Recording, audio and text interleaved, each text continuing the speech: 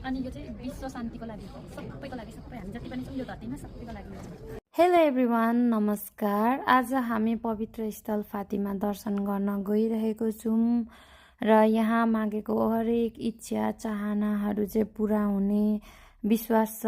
त्यो कारणले गर्दाखेरि विश्वभरिबाट क्रिस्चियन तथा गैर क्रिस्चियन मानिसहरू चाहिँ यहाँ आएर दर्शन गर्ने गरिएको पाइन्छ र एकदमै पवित्र स्थल छ। हामी पुग्न बित्तिकै यति राम्रो माहौल भएको थियो, सुन्न सक्नुहुन्छ हजुरहरूले।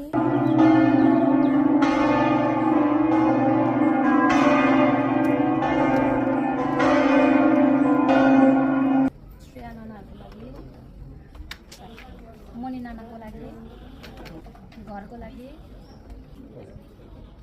मोहितको लागि, राइमाको लागि, दाईको लागि, माइताको लागि, निशा र अन्जनाको लागि। त्यो चाहिँ विश्व शान्तिको लागि, सबैको लागि, सबै हामी जति पनि छौँ यो धरतीमा सबैको लागि।